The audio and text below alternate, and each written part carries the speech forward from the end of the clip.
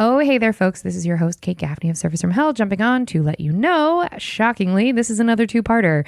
This is actually part 2 that you're listening to now. So if you haven't listened to part 1, go back. This week, we're talking to comedian Matt Braunger, who really got into it with customer service, and he stayed loyal to jobs, so he has a lot of stories. He is also currently touring the country, and his special Doug is available now. If you visit mattbraunger.com, that's mattbraunger.com, you can find out tour dates. He's probably coming to a city near you soon. And you can find out how you can get Doug. He was delightful. Find him on all the things. Thank you folks so much for listening. Let's get on with the show.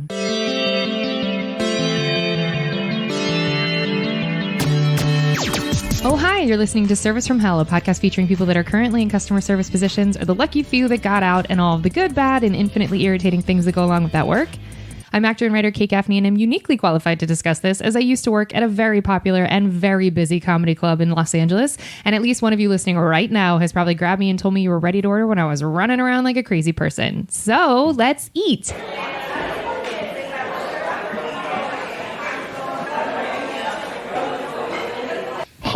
No, I think being a banquet captain, because I was so bad at the paperwork, where you would have to do paperwork for that? Yeah, you have to bring them the paperwork, and also you are where the buck stops. So if you have a bride or groomzilla, if you have somebody who is, and these people are signing the check and all that stuff, like pretty buzzed, end of the night, and it's like, that one time you didn't, and you're just sitting there like, please let me go. Let me leave. I want to go home. You're going to sign this, and there's nothing I can give you for free at this point. Yeah. I can't. So that would, if I had to pick one, would probably that. But like all these jobs are still, I should say, nope, car store because it was just so boring. It was so boring that I wrote my senior thesis. I wrote a play as if, they basically made it a dimension to another world where this person worked there and a guy would come through and be like, hey, by the way, you're the gatekeeper to all this crazy shit that's about to come through. And that was like the whole play. And it was called Browsing. And I remember having the idea when I was at that job, just because it was like, well, there's got to be more to it than this. And when you're there, it isn't. Now we have streaming music, but back then they just had these tapes. And so you'd choose like one, and they were like 8 hours long. And, it was just, there were always at least half of the music on any of them you were like, you hated. And then you were sick of it by the time you had your 4 or 5 favorites, Oh, because you would have to, it was the same like tape rotation for every shift, or you could pick the same 8. It was like, they were like, only a little pile of different ones, and they were all like 6 hours long, and you've heard all of them, and there's at least 1 or 2 you're like, I will not put that in, that sucks so bad. It's so funny, for all the people I've interviewed, no one has ever said that, and the music would really, like, that would ruin me too. Like, I'm such a music person, it would ruin me. Yep. That was one of the fun things, that was one of the games of Rock Bottom, where we all had, like, I remember saying to people on the floor, like, what's your least favorite of all the songs? And my friend Henry, who now has a bar in Chicago called The Double, that's great. It's over in Logan Square. He was like, he's like, Love and Arms. That fucking Love and Arms song. And it was just a song where the chorus like, into your loving arms, sweet, sweet loving arms. Like, it was just, he just hated it so much. A lot of what they play is what I would call like Colorado rock, where it's kind of stonery. It's kind of, like Big Head Todd and the Monsters would be Colorado rock by our definition. But I remember the game I loved to play is when a song would come on that sucked so bad. It's perfect I have these on, these headphones, because I'd love to pretend to be an engineer and be like, and as the song's getting recorded and being like, this is a hit. This one's a hit. And it's the dumbest. If a shitty song comes on and it's just like going, like, yeah. I had a friend who used to mess with people at parties. He'd go in and songs on like some obscure thing. He'd go, fuck, I love Journey. Just people go, that's what? Just a piss This is Modest Mouse. So dumb. But it's just like it's just these dumb games you play, and you had 1,000 of them waiting tables. Yeah. And like I miss that. I miss that thing of, you know. Yeah, the constant like that, because the job becomes not about interacting with the customers. It's like you do that so that you can get back to the game that you've already established with your coworkers. Like that's Matt. That's fun. That's a really fun moment. Yeah, when I was in Portland, there was a server or a cocktailer, and she was very, very small, and I had like this crazy long hair, and I looked crazy, and I was just carrying big things of food out. And I would just, I pretended to be a jealous ex-boyfriend with her, where I'd be like a guy'd be like, hey, where's the bathroom? And she's like, upstairs. And I'm like, hey. And I'd go over and be like, you don't talk to any boys. Damn it. Just make sure I'm not around. You know, I just don't let me see it. Like, so just completely off the like, wall. and like just inappropriate, yeah. You know, inappropriately insecure. Yeah. Hey, who are you on the phone with? I just told them how late we're open. Someone called in. Was it a man? Did he sound handsome? And I remember this. This is how fucked up we are as a species. There was a table of women, and she went to go, hey, can I get you drinks? And the girl's like, oh my God, it must be so hard working with your ex. Not, he's an asshole. Not, what the fuck is that monster? Don't let him talk to you like that. Like, what a dick. Yeah, fuck him. Which they should have been. They're like, oh, I get it. We've been there, all of us. It's just, they're all like that, and it'll never change. And she goes back to the soda station, is crying, laughing. She tells me that, and I'm like, I'm never doing this character again. Ever. You're like, I can't be seen as this dude in real life. Like, they don't know I'm kidding. Also like, I never like yelled at her, but I was just making myself look really awful. Sure, That's yeah. how but it's like, that just kind of broke my heart for, you know, like they should have hated, it should have been like, fuck him. Yeah. Where's the manager? I'm going to get fired. Then your manager comes over and is like, no, they never dated. It's weird. He's being weird. Just forgive him. And they're like, oh, is he single? No, he's bored. He's so bored. Okay, what's the weirdest thing you've been asked to do whilst on the clock? Oh, off the top of my head, well, I remember there was a guy, I was thinking about this guy last week, actually, where he was like, he had his arm around a woman who was at his table, and he's like, hey man, see this beautiful woman right here? And I'm like, yes. And I know what you think is coming, and it's nothing that spicy. Okay. I'm like, uh-huh. And he's like, well, she's got a headache. What do you think we can do about that? And I'm like, well, there's what is it? Is it White Hen? What is the 7-Eleven? It's like I don't know. It's not what, it's like, it's AM, PM. It's Plaid Pantry. Circle K. It's all okay. Yeah, exactly. It's Circle K. And I was like, yeah, there's a White Hen on the corner. Right. Like you can see it through the window. You can get some aspirin or some Tylenol. And he's like, yeah, but I mean, you know, I'm with my friends here. Can you just grab that for us? And I'm like, I can't leave he tried to give me like a $5 to go get Tylenol for his girlfriend. And I'm like, I can't leave the building, man. He's like, hey man, but she's got a headache. I'm like, you can get up. And like his table's laughing at him because he's trying to big dick me. I'm like, yes. Okay, I'm not gonna. I'm gonna take what you would have tipped me, maximum 15%. I'm gonna throw it out the window. Yeah. I'm gonna eat this cost. And he's laughing at him, and they're like, yeah, man, quit being a lazy bitch. Go get it, you know. And he's like, look, I'll give you 10. And I'm like, I can't leave the building, sir. You know, I have tables. I'm at my job, bro. Yeah. So I'm sure if I really search my memory, there'd be more. But that I remember the audacity, and also starting with, see this beautiful lady. It's like, yes. See, yeah, and it's like also short of him inviting you to some sort of orgy, which would have been fun and worth the story. Like him being like, "You're my errand boy" because you're in some sort of service position, and sadly that's one of many stories that have been shared on this show of that exact thing of like they think it's a negotiation for a higher amount. Like, okay, I'll give you 20. Okay, I'll give you 15. It's like short of you, if you gave me a crisp 1,000, I'll quit this job. Like, what do you need? Yep. But they know that, and I hate that. Of course. Yeah. And I will say the irony is when you're a waiter, you're definitely more of in a role of obviously just like the name server of servitude. Yeah. You are there to serve them. But me and a ton of other male comedians have been propositioned on the road several times by couples it's always a married couple that wants to spice things up, and they're like, "So, what do you think of my wife?" And I'm just like, I'm going to have some drinks with the staff and go back to my hotel room alone. I'm not going to have sex with your wife while you sit in the closet and watch and beat off. I'm not. That doesn't sound fun to me. And it's like, I can't speak for women. Obviously get propositioned far more than men, but that's the one me and fellow male comedians have all.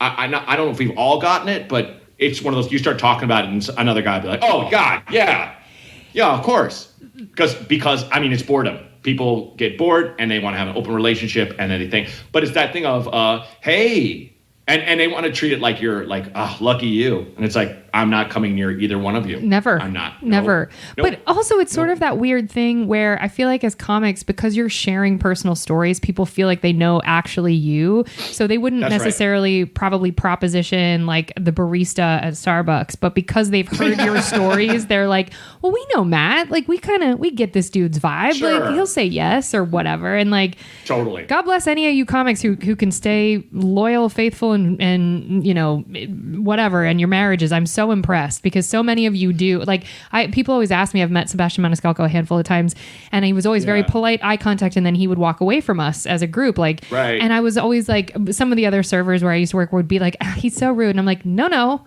he's respecting his relationship. Like this could be something he gets sucked into that he's not trying to mess with. And also the optics aren't good. So if you don't want anything to get back to your partner, you're also like, I'm gonna be so cold. I mean, he's nice. He's a very nice guy, but like, nice with distance. I respect the shit out of that.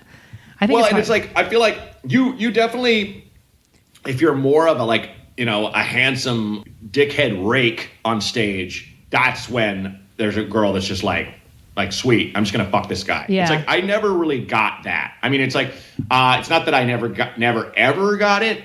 There were little handfuls of hookups here and there, but like they're always weird, and it's always like, you know, I personally, speaking for myself, would like when I was on the road for a living. I was living in Los Angeles, and I was a single person, and the people I slept with were in Los Angeles. I really, really, really rarely slept with anyone on the road, mostly because it's like I like to have a good time, and you're not gonna, if you sleep with someone, that's your night. Yep. You have to hang with them all the time. That's the rule. You know what I mean? It's the hours of commitment around it you're not into. No, exactly. That's the thing. When someone's like, I'm just going to hook up. I'm like, so you're going to talk with this person until you have sex. Then you go to sleep and you wake up and you got to wake up next to the stranger and then talk more and then go to breakfast. That's your choice. That's your choice. Rather than taking your business to the bathroom in parlance and handling yourself, you're going to blow a whole night on this stranger. One human. You know? I love that that's what's chapping your ass is the like commitment around the one night hookup. Oh yeah. Yeah, I'm not that psycho that's just like, well, you know, we can go around the corner, you can blow me, but then I have an evening. Yeah. You know, it's like there's no, I can't fathom being that person that's just going to be able to compartmentalize. Yeah. And like, it's no. I just rather not mess with it. Cool. I get it. I mean, if I had some undeniable attraction to someone or whatnot, sure. Yeah. And I'm just sitting here, I was so choosy when I was on the road and stuff. It didn't seem to make sense like it did in the city I lived in for some reason. You know, where I'm not doing shows. I'm just, you know, out. And I did spend a lot of my life just getting drunk and, you know, hitting on women. I'm not gonna lie to you. I did. Not proud, just being honest. But it's funny, I was talking about this on Bert's podcast where Bert's like, I've only slept with 6 women. Like, I'm just like, okay, that's great. You know, like he always says that about like, you know, people think he's this big partier, so he hooked up all the time, but he's just clueless. And it's just like, yeah, I mean, that was me too. But the thing is, you know, men tend to obviously compartmentalize way more than women and go, oh, it's just sex, it's just a body. It's like, it's not true. There's something you are sharing with that person that's just more than your body. And you're not just hooking up to hook up. You're hooking up for a little bit of validation for sure, companionship for sure, your loneliness is relieved for a period of 10 to 24 hours or whatever. It's just like there's more to it than just getting your nut, for want of another term. It's like there's more to it. That's something. And the guys are right, dudes. Of course, when Bert put that clip up, we're writing like, you guys are fragile AF, and it's like, oh, am I, or am I aware? Like it's so true. Yeah, and it's inherently misogynistic against yourself as a gender to be like, you guys are soft. Why? Because you express that you don't like to like hit it and quit it. Well, it's not even. It can be hit it and quit it, but you hit it and quit it. Part of that was not just for sex. Yeah, most of it was, but there's still something there where there's an exchange. Otherwise you would have just done it yourself. Yeah, it's one of those things that you don't really think about until you're like older. And I definitely spent too much time going like, oh, it's just physical, Yeah. Whereas it was really me wanting it to be. Sure. Sure. For sure. You've evolved. I'm proud of you. A little. Was there ever an incident where they asked to speak to your manager, where they were like, we're escalating this? Yes. I had well, there's one guy who he wanted a steak, and he was there with a date, and he was like obviously like some kind of like a bodybuilding guy or something. And I got it for him, and I brought it out, and it had like a little I think like blue cheese or butter or something on the steak. And he's like, "What's that?" And I'm like, "What? It said it on the menu." And he's like, "Take it away." Are you shitting me? I had hit a wall by then. I was angry, and I was like, all right, I guess I'll just throw this in the trash for no reason. And I walked out, and I go in the kitchen, and another waiter runs around the corner and is like, "Hey man, that guy's yelling in the middle of the dining room." And I come back, and I think he said he was going to throw me through the window. Totally not on steroids. That guy's having a totally rational, reasonable reaction to his eating disorder. Up until then, we had a rapport. Of course you did. I mean, I was joking with him about like, he was like, I want a steak. I was like, yeah, you look like all you eat is red meat. Come on. And he was like laughing. Yeah. It was fun. Yeah. But the minute I got mad, and I shouldn't have, that was on me. But the manager came. But this was during that period I was talking about where I was just fed up. Done. And like I was hitting walls. It was just. But it wasn't even. Can I see the manager? It was like the manager showing up so I don't get killed. Like the manager was just like, all right, let's just cooler heads, guys. Because this guy has an eating disorder. He's like, sir, everything's on us. Matt, get out of here. Go around the corner or whatever. And it was like, and that's what I forget who took care of it, he or she, but like that's what they should have done for sure. But Matt, real talk, they would have thrown that steak away. I mean, sometimes they'll let the staff eat it, but for the most part, literally send it back, goes to the trash. Like I just thought it. Yeah, I just thought it was. I just was mad because it was so wasteful. Yes. And all he had to do was He looked at the menu. He ordered that. He ordered that thing. Also, scrape it off, you lazy piece of shit. This isn't fine dining. This is a brewery. Yeah. Like I know. Yeah. So that stuff makes me homicidal. But, yeah, I know. It's the worst. I mentioned talking about like we got into talking about serving on another pod, and I mentioned this time that these ladies sat down and they ordered like, well, our friend isn't here yet, but we'll get this. And they ordered, and the food came out, and they're like, well, she didn't show up, so you can just have this. I'm like, no, you can. So just take this off the bill. And I'm like, I can't. You ordered it, and it's gonna. And they had a moment of what, but then they were like, oh, you know what? You're right. Oh, of course not. Like it dawned on them. So they were like, oh, you're right. But people just don't think about that stuff like you and I do, where it's like food waste and just take it off the bill. Restaurants are protected by the government. Give it all to us free. It's insured. It's such a weird. Well, you brought up something that I hadn't thought of as well, is that like it was so rarely are customers willing to do the mea culpa thing on their side. They are almost exclusively somehow my experience is your fault, whether it's good, bad, or indifferent, and my lack of clarity or my explaining something incorrectly is ultimately your fault. It's so rare for a customer to be like, you know what, my bad, you're so right, because even you pushing back on those women being like, no, I actually can't take this off the bill, and then being like, you know what, you're so right. Like, cool. Like their first request was unreasonable, but then they came to understanding. Almost never does that happen where customers are like, my bad, shouldn't have asked, whatever. Oh yeah. I mean, that's why we have people with 1-star Yelp reviews, because someone didn't bring a plastic fork for their to-go thing. It's like, it's just, you look at those reviews, you're like, this is not, you're trying to ruin this business. Ruin. You're trying to get people fired. You had a minor disappointment. It's just such bull. It just makes me, that's the one that really makes me crazy, where it's like, I didn't get what I wanted, so I'm going to burn it all down.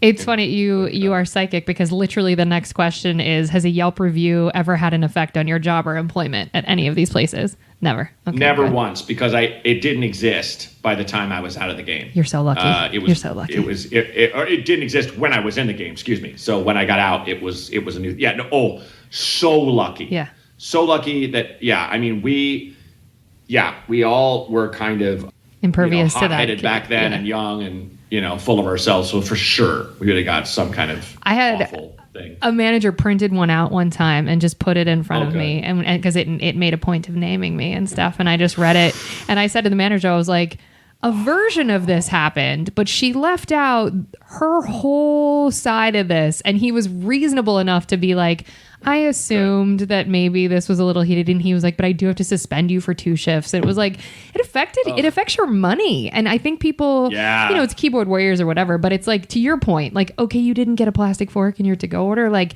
right. Like, you're not guaranteed an AI experience where the computers decide all of it. So there is no imperfection. Like, it's humans. Makes me crazy. Okay. Was there a last straw that got you out of a job where you were like, flip a table, burn it all down, I am done with this?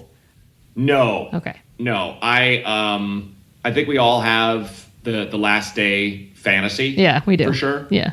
Mine, real quick, is a job I've never done, but I travel a lot, and I'm in a lot of airports, and I have because people crowd the gate, especially people that are like, first class or whatever. I personally, I get kicked upstairs a lot, and I've been with the same airline for a long time, so I tend to get upgraded. But like, I have such a soft spot. I think it's the most wonderful thing when a family walks up.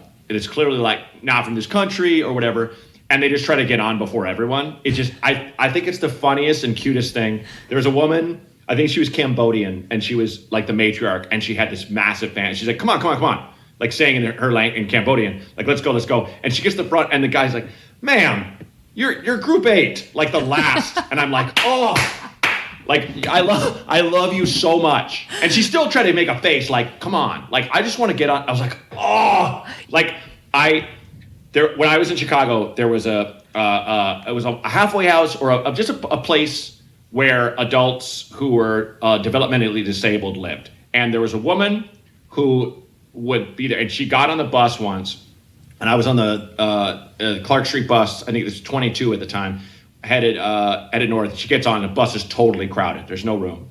And she gets on, and she looks at everyone, and there's no place to sit, and she goes, oh no.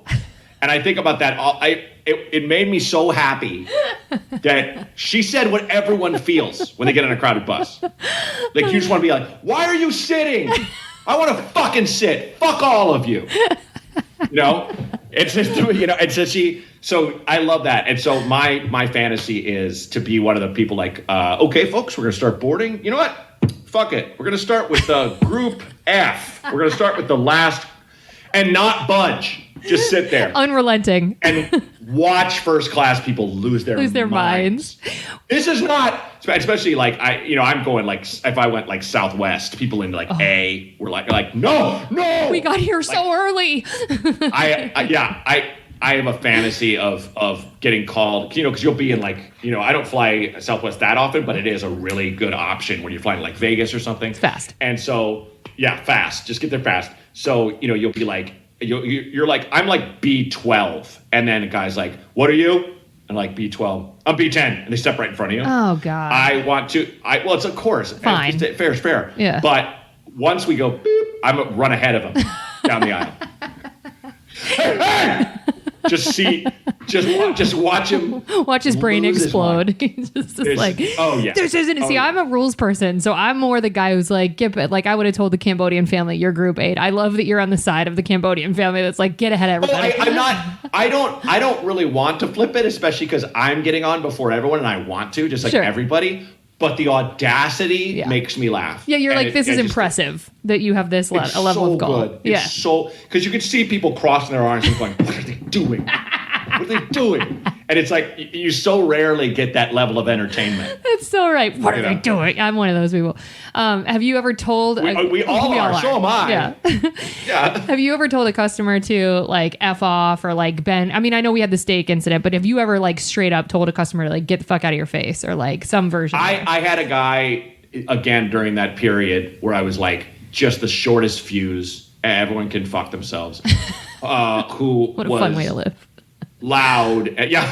Well, it's just like, I wasn't mean, but it was like, if someone was an asshole, I'm just like, I'm done. I'm done. And he was putting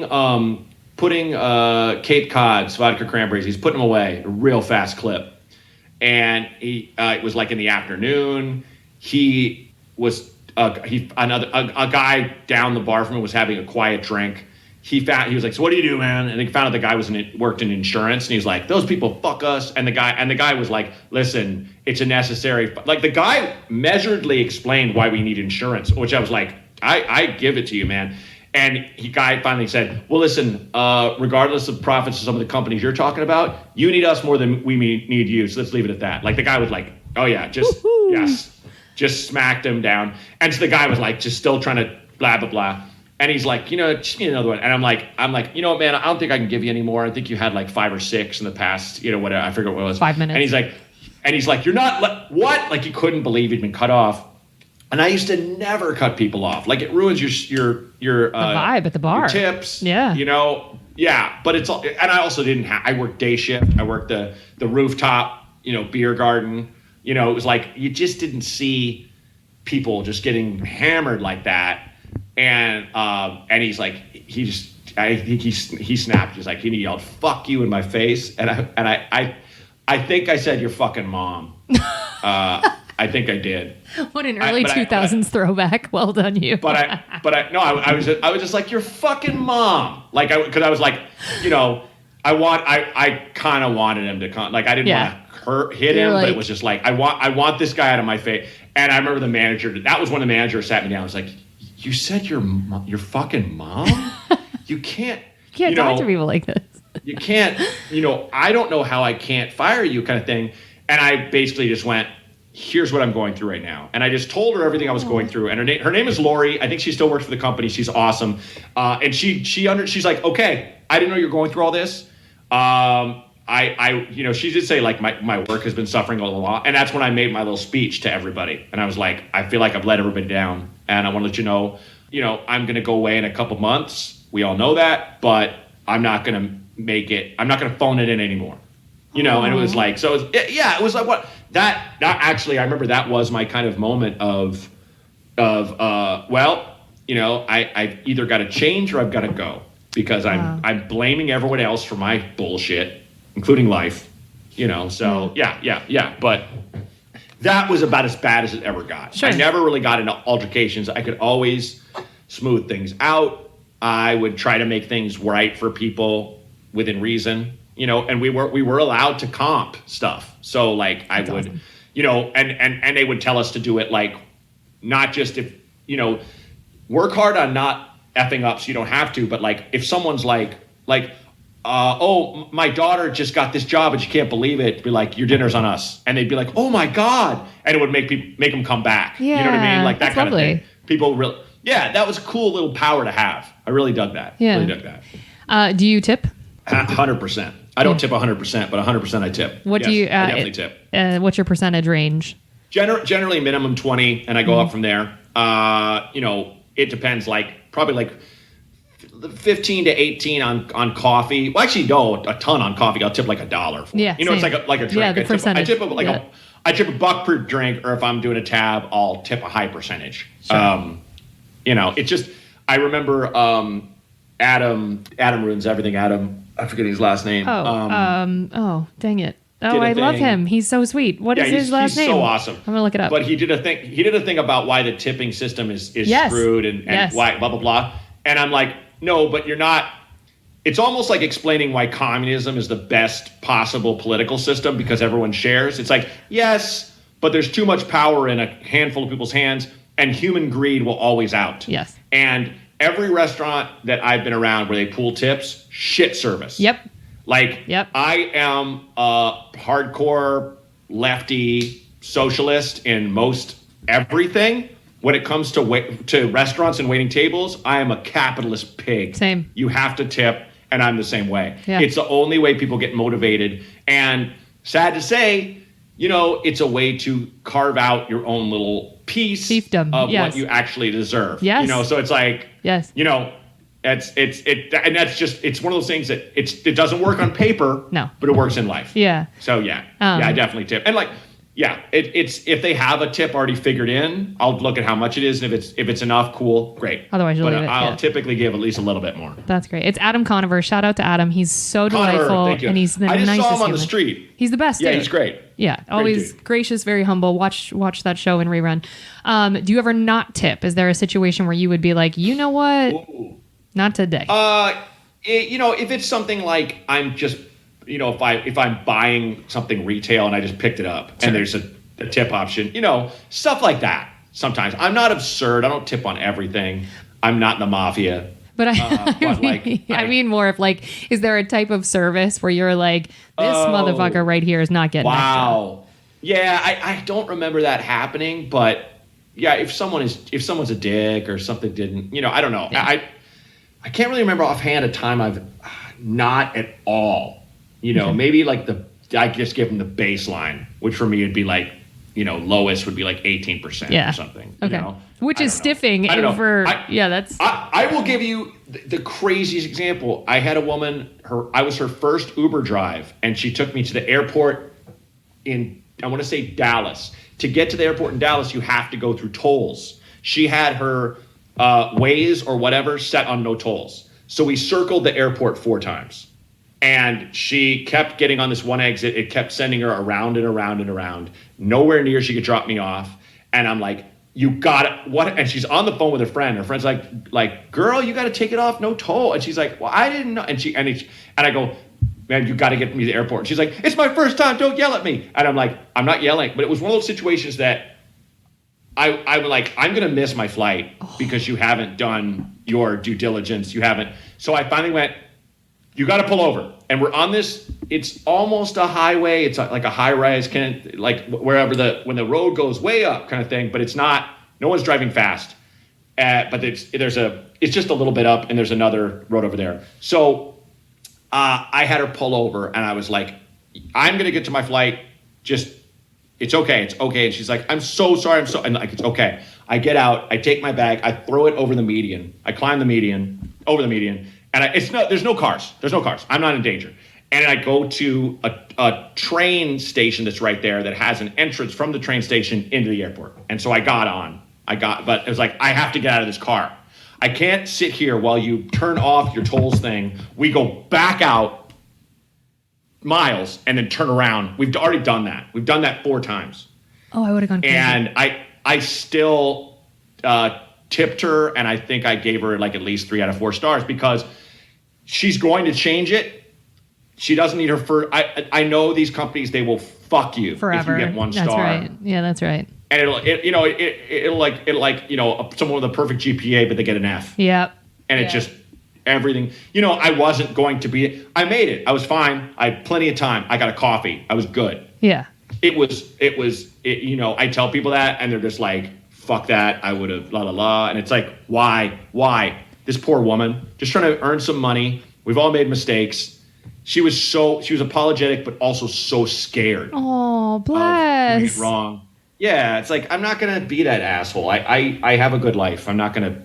See, I wish more people had that perspective because it's like we get often in customer service, you get treated like a puppy where they're like, no, we're going to rub your face in this. Like, you're going to learn, but you're going to learn so hard. And it's like, I'm pretty sure she got the lesson. Like, she probably did tolls in the future. One of the biggest lessons I've learned doing what I do is I worked with a rep who really worked hard but couldn't get me through certain doors, and I got really mad at him. And I wrote him an angry email, and then he was like, I can't get an email like that from you. And I was like, well, and I talked to him, and I was like, I don't know if we should work together anymore. And like, we parted ways on a good level. And I remember The next people, I was like, I don't want a personal relationship. I don't, I just want people that work hard for me and stuff. And one adjustment I should have made is the next people I worked with were actually terrible for real. Like they were terrible people. And they were high powered and stuff, and they were still doing great and all that jazz. But it was a terrible match where I was like, I just want to work with these big names, this big agency, blah blah blah. And it was like maybe one of the worst calls because I was just like, I'm not going to consider anything. I'm an animal now, and just send me to these auditions. Blah, it's like, yeah, but that wasn't.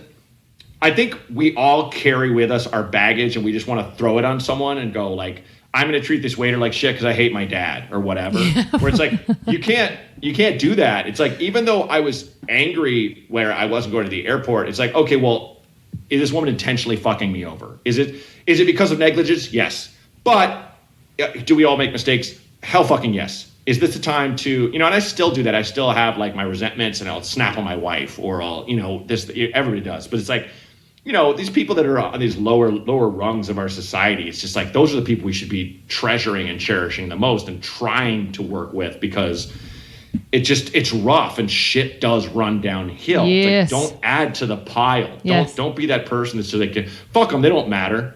There was a episode of, I've done this show like twice, but there's an episode of Bridezilla, and I do watch trash. I'm not justifying my little thing here, but she's screaming at this doorman who will not let them in because they're all dressed in their bachelorette party. stuff. Yeah. And he's like, no, my boss said I can't, blah blah blah. And she's like, you're a fucking doorman. Like, she goes low. And she's awful. She's like a terrible person. But she's like, you're a fucking doorman. And he had the best response I've ever heard, where he's like, listen, don't lose your mind in front of me. Like, and I love that, where it's like, it's such an Aikido. It's like, what a good.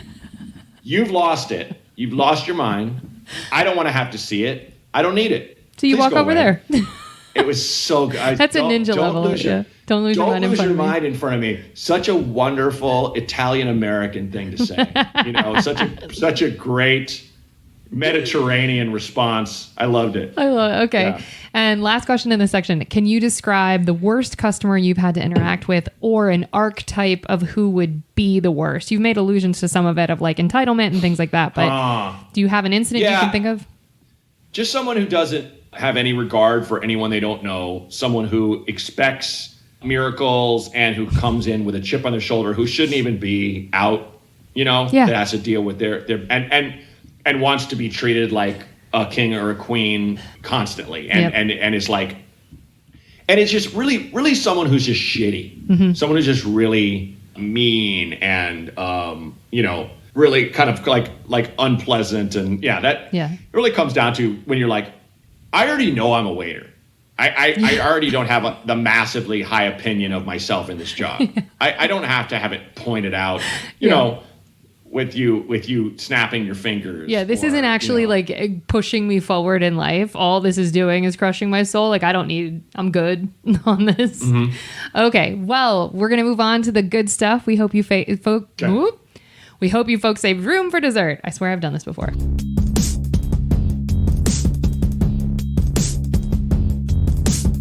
What's the nicest thing a customer has done for you whilst you were working? Wow. Thanks. This is always the hardest question. You're the 900th person to say, let me think. No one has these on the top of their head. I think it's probably if someone tipped me. I've been tipped 100% before. Woo! Like maybe once or twice. Where someone's just like, hey, you exceeded everything, and you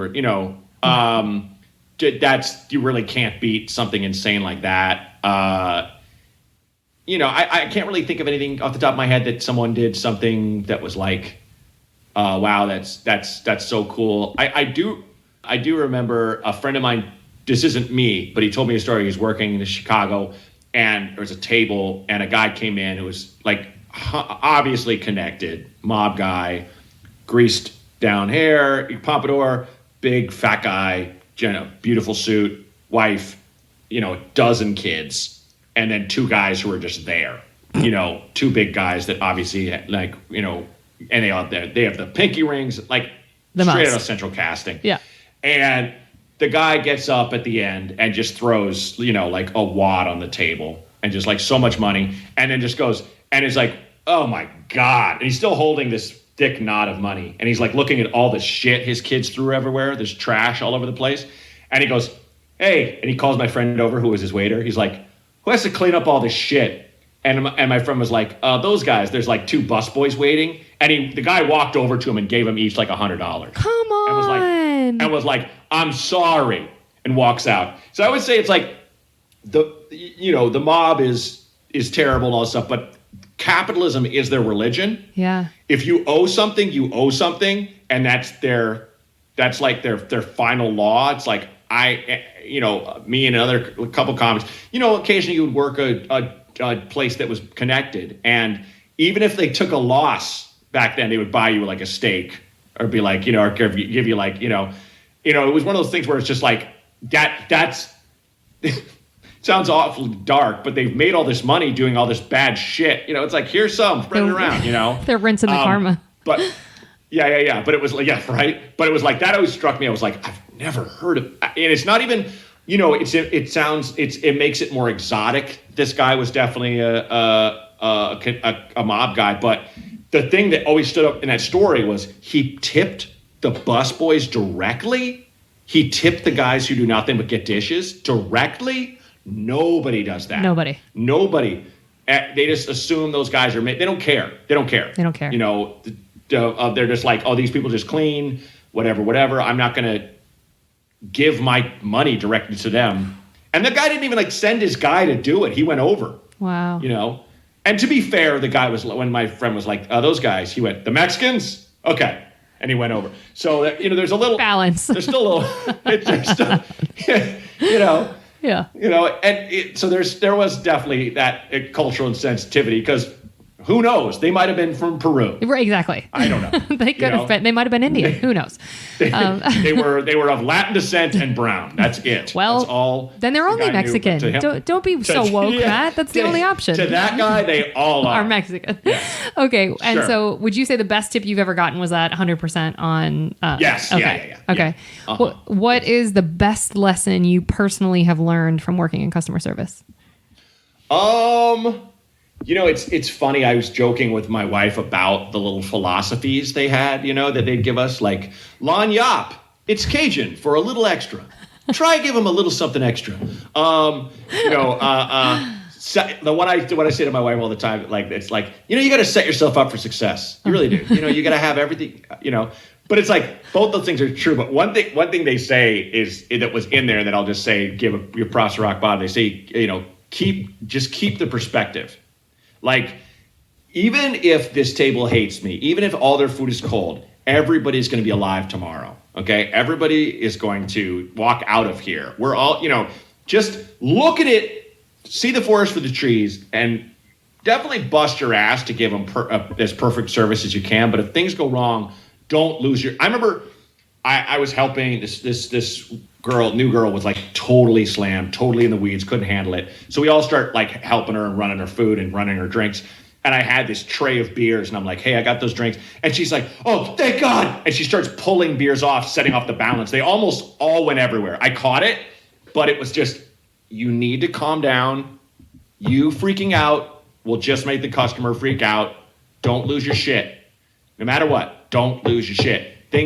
You reached a point where if something got so busy and it's out of hand and you're just like, everyone's going to get terrible service, and you have way too many tables, you'd almost laugh like, holy shit, I'm fucked. Yep. And that's the way to, and it's like, I'm not good at that in my life, but I kind of make myself learn that, because especially, God, nothing makes you get perspective better than having a kid where you're just like, oh, all that shit that used to drive me crazy doesn't matter at all. It's so stupid, Yeah. Everything in this dumb business that you value is pretty worthless, status and the way people look at you, or if they're writing about you or whatever. It's like, you definitely want to be achieving things, but if you're not, it's not the end of the world. You have to look at what's good in your life, And like, my therapist used to beat me over the head with that 2x4, and I was always like, I don't feel anything, I'm still la la la. and now that's Rose, where I'm just like, okay. And it's been exponentially healthy for me. So it's like that would be it. Keep perspective. Just understand what's really worth shit and what really isn't. And it's really easy for me to say because I still will turn around and get mad about something not working out that we all would have probably done nothing for me. Yeah. But, yeah. Well, it's good that your child's helping you again choose not to be an A-list movie star. You have all of this support to really choose the life you're walking. It's good. This choice that I have fully made, you made by yourself. Okay. Yes. What is one piece of advice you would give to customers who interact with customer service workers? Oh, I mean, what was that? Was that Kurt Vonnegut line? Like, it's like, for God's sakes, you've got to be kind. Where he's just like, this world is so paraphrase. It's so messed up, and it's just so hard for all of us. I remember when I moved to town, there's a guy, he was a manager, still is, and he manages some really big names. And we always were kind of in touch, and we never actually worked together, but he's like a good guy to be around. And his name's Joel Zadak. And he said to me, he said, if I can give you any advice, it's just be nice, man. Just be nice. Be nice to everybody. And I was like, oh, I was going to probably do that anyway. But it's true. It sounds like the dumbest advice, but it's just everybody has plenty of opportunities to get shit on. Yes. Where you can just maybe you don't have to be, kissing people's butts. That's not what it means at all. But just be kind. Just be kind. Always, when I go someplace and I buy a coffee, or I have a drink at a bar, or I buy something, I always try to be as pleasant as humanly possible, because I know they have someone that's just like had it, and like, why do I have to why do I have to be nice to this person? I don't want to be nice to this person. It's like, why don't you want to be nice? Yeah. It makes no sense to me. Yeah. It's just so much easier to just be chill. I say this all the time. Yes. Yeah. Yeah. It's the easier choice. So. Well, is there anything else that you wish that people knew just in general about customer service, or something that you're like, this informs my comedy, this informs my, something that you're like, I'm so glad I had to start in restaurants to get me X? Well, I will quote one line from Doug where I talk about as I put it, my garbage days in Chicago. My strongest political stance is I just don't trust anyone who's never worked a job where they thought about committing suicide at least once. At least once, where you're just like, I got 6 hours left in my shift. Fuck! Or I could just punch out of everything right now. Just punch out of life. Just be done. And I do a whole bit about when I was bar backing, which is kind of one of the lowest rungs, because all you do is wash glasses and you can't make drinks, and you restock. And when it's busy, they're screaming at you. And I just do a bit where I'm washing your glasses, and this guy's like, just get me a beer. Here's a 50, you dumb monkey. Just why can't you just open a damn beer? How stupid are you?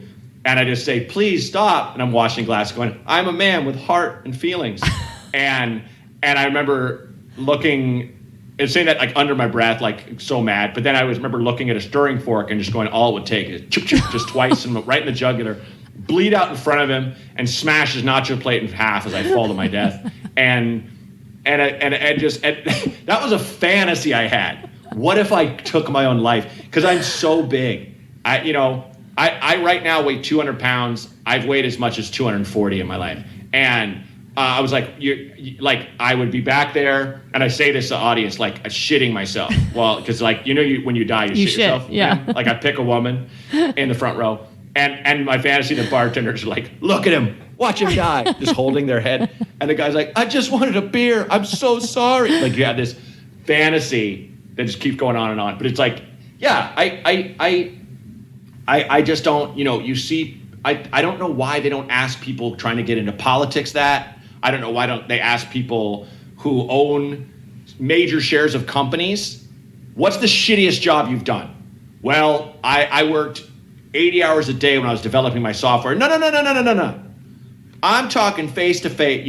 I've said in my act, I think retail every business where anyone can just walk in. Anyone. So I'm pouring frozen yogurt into a cup, and just any fuck. Have you met most people can just walk in the goddamn door? I have to be nice to this asshole? You know, like I talk about that because it is that thing where it's like, especially what we went through the last couple of years, where you had some poor kid of 14 trying to enforce a mask thing that they believe in, that their boss believes in. My therapist told me he was I'm getting this from, like, he was in a frozen yogurt place with his son, and a couple came in with their kids, no mask, and the person's like, can you put a mask on? And the guy's like, we're good. And it's like, thanks. And like, you can expect this poor kid to be like, no yogurt for you. Yeah. Because this guy will kick his ass or whatever. You know, he'll throw a rock through the window. It's like, you're like, let me just get them the hell out of here. So it's like, I wish people would think about that more, how they deal with everybody. Yeah. And people in restaurants deal with everybody. People in retail deal with everybody. Such a good point. So it's like that's really the biggest takeaway for me from doing all this. It's like, just like, that goes to the be kind thing, because you know, you really got to consider us and how horrible we are. Well, and that's why when everybody was dragging AOC for having been a bartender before, I was like, this is actually a really good thing. Like, I don't know. And like you, and then, so who do you get your drinks from? Person putting the bartender down. Like, okay, you depend on them. Yeah. You asshole. Yeah. You know, you're going to go some fancy bar and drink good scotch, right? So fuck yourself. Yeah. You're not going to take a bottle into a phone booth in the lobby. Like, you're sure, you know, not. it's so hypocritical. Yeah. When I found that, I was like, good. Yeah. This is good news. An actual human? Weird. Great. How dare she? Yeah. Well, Matt, you were delightful. How can people get in touch with you? Do you want them to follow you on socials? Like, do people have to have Moment to be able to see Doug? Like, what's the... Well, yeah, Doug, you have to, you just buy it on Moment. It's $10, and you can watch as much as you want and all that stuff. But it's like, you basically purchase a ticket to the viewing. That's cool. But you can pull it up whenever you want. And that's it. And I did it for a limited time on Moment initially. I don't know what I'm doing with it next. It will be available on something else. I don't know what. But this is one of those things where, just because I have that big twist ending, I wanted to do it on a thing where people kind of make it, you know, eventized or whatever, if that's a word. But everything else, I'm at Braunger, Braunger, on Twitter and Instagram, and Real Matt Braunger on TikTok. And if you want to find out where I'm on tour, just go to mattbraunger.com. Well, folks, we're going to drop your text now. Thank you so much for listening. If you want to help us out here at Service from Hell, we'd love to have you subscribe, rate, and or review the show wherever you listen. Thank you all so much. It will help us reach more people that need to be schooled on the art of being kind, and will be catharsis for those of us still working in the industry. If you want to get in touch with us directly at Service from Hell, send us your receipts to servicefromhellpodcast@gmail.com. We'd love to hear from you. Remember, if you can't afford to tip, you can't afford to go out. So don't be garbage and be good to people. It's easier that way. Thanks for being on, Matt. You are so lovely. This was really great. Thank you, Kate. It was so much fun. time. I appreciate you. Thank you, folks. No problem. So much for listening. Good night.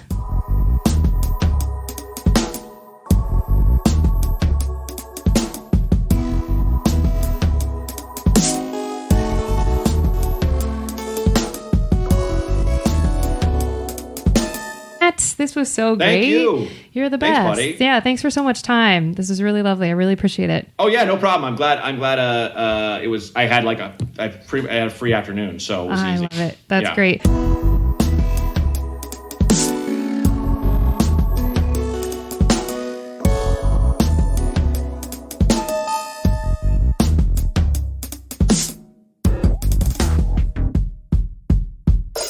Oh my gosh, that is the end of episode 101 from our regular feed. We've had more episodes than that, but because of the bonus episode series we did during COVID and all of the bonus episodes we've had from your listener letters and various whatever, we turned 101 with regular episodes at the end of this episode. So thanks, Matt, for helping us turn 101. And we're so grateful for your ears. Thank you so much for your support. I guess we're going to keep going. And if you're not already a Patreon subscriber, hop over there to patreon.com/The Kate Gaffney. The patrons are how this is getting into your ears if you are not a patron. And thank you folks for listening. Please tell your friends so that we can turn 200. It is so crazy. If you would have told me at the beginning that this is how many episodes in we would be and that we would just keep going, I would have thought that's too tall an order. I can't do that. And yet here we are. So thank you folks for telling your friends. Thank you for subscribing, rating, reviewing. We are so grateful. Happy 101st birthday to us. And big shout out to all of our guests and to all of you. Thanks again, everybody. Good night.